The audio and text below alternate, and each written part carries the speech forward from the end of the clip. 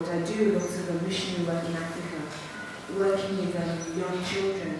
But before I begin to speak about the glorious things that God has done, God has preserved me for, including this meeting. God has preserved me for this meeting. I have a purpose, I have this meeting, and so does everybody that has come here today. You are here by divine appointment. And I'm taking this meeting very, very seriously, because I believe that I went to heaven and came back. And God sent me back and said, "You're not ready, go back." So,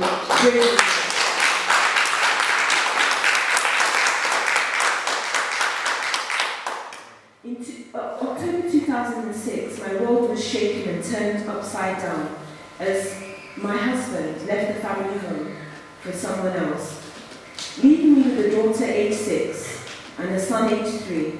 They were very tender in age.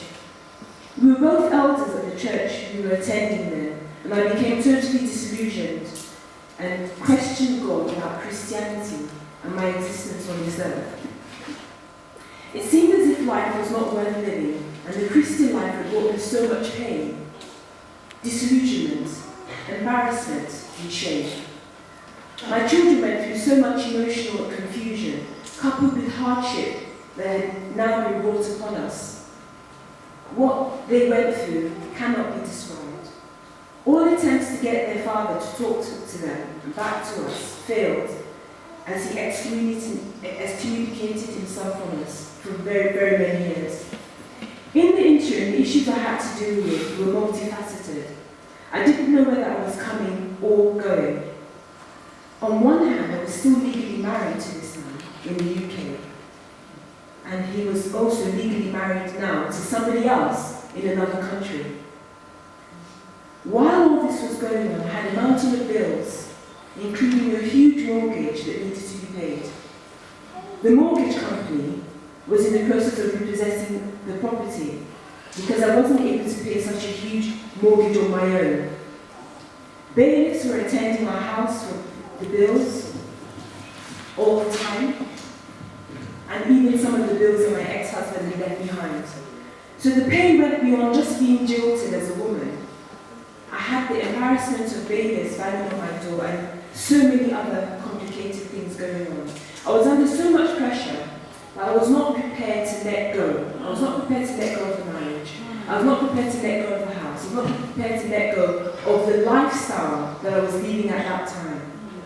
My marriage meant everything to me, and I wasn't really prepared to be a lone parent. And I said to God, I'm not prepared to be a lone parent. And I struggled with this for quite a long time.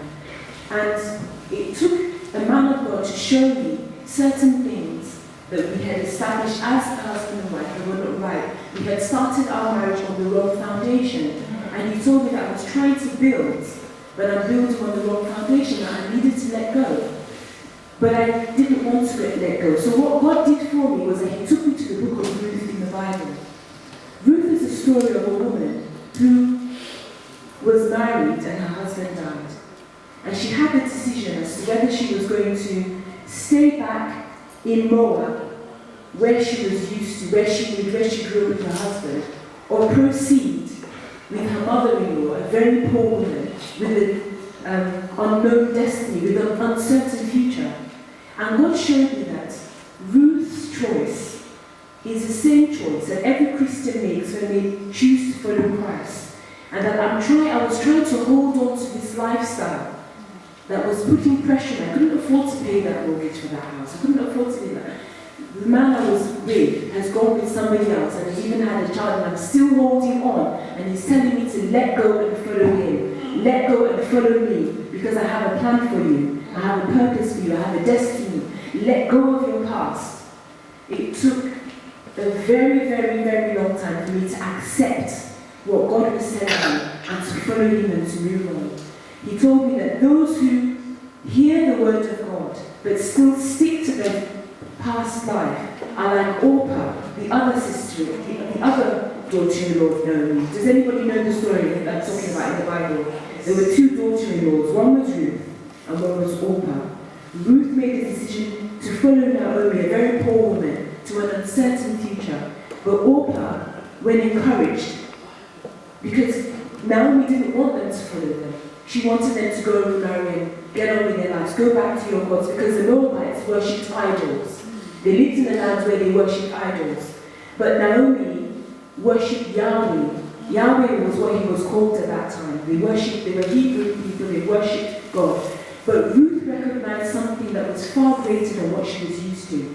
She saw that Naomi had a God. Naomi had a faith through her trials. Naomi was strong. Naomi had something that she didn't have. And she knew that if she stayed behind, she would never be who God had called her to be. She would never fulfill her destiny. So she chose the hard way. And God told me that for me to fulfill my destiny, I'm going to have to leave behind the broad path and jump onto the narrow path.